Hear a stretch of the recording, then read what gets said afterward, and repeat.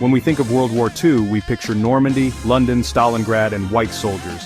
But over 1 million African men fought in that war, recruited and conscripted by colonial empires. They left their homes, believing they were fighting for freedom, only to serve the very powers that ruled them. African soldiers fought in every major theater: North Africa, Burma, Italy, and France. They helped liberate countries that had colonized them and turned the tide of the war.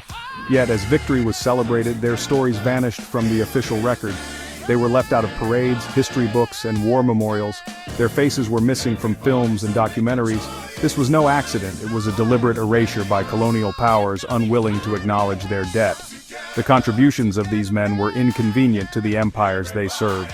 For decades, their heroism survived only in family stories back in Africa. They became ghosts in the history of the war, their sacrifices ignored. The silence around their service was a second, deeper betrayal. Today, we must remember them, not as footnotes, but as 1 million strong, 1 million forgotten. African soldiers came from every corner of the continent, serving in units like the French tirailleurs Senegalais and the British King's African Rifles. The tirailleurs, drawn from across French West Africa, were vital to the Free French forces and suffered heavy losses, especially after France fell. The King's African Rifles, recruited from East Africa, fought the Italians in Ethiopia and faced brutal jungle warfare in Burma. Many joined under coercion or conscription, while others sought wages or adventure. Propaganda promised they were fighting for freedom, even as they lived under colonial rule.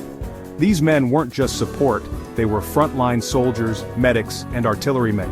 They fought in North Africa, Italy, and the Far East, often in the toughest conditions. Their service powered the Allied war machine. They fought for empires that took their land, hoping their sacrifice would earn a better future. Instead, their stories were nearly erased. African soldiers endured some of the harshest conditions of the war: malaria, jungle marches, and relentless combat.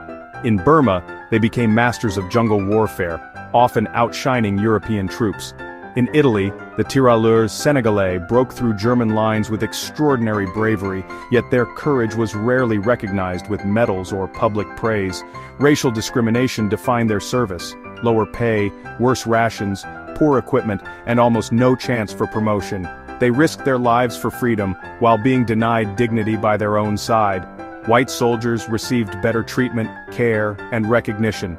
The daily reality was a constant reminder that their lives were valued less. Their sacrifice was demanded, but their equality was denied. When the war ended, African veterans returned home to broken promises and deep betrayal. They had been told their service would bring rights and opportunity, but the colonial order quickly reasserted itself. Racial segregation and economic exploitation remained. African soldiers were paid less than white soldiers, and their pensions were a fraction of what they deserved. Many were denied back pay and bonuses altogether. The Thyroid Massacre in 1944 exposed the brutality of colonial response. Unarmed veterans demanding fair pay were gunned down by French troops. Survivors were imprisoned, and the event was covered up. Veterans were marginalized, pushed out of the army, and left with few prospects. Their wartime experiences made them potential leaders for change, so authorities viewed them with suspicion. Hopes for reform were crushed. Their service changed nothing for their people. They fought for the empire only to be cast aside. Their loyalty was met with silence and injustice. For decades, the stories of African soldiers were erased from public memory. Official histories and memorials focused on white armies, leaving African contributions in the shadows. This erasure served colonial interests, hiding the debt owed to African veterans. In cemeteries, their graves were segregated or left unnamed. Only recently have historians and descendants begun to recover these stories. Campaigns for justice and recognition are finally forcing former colonial powers to confront the past.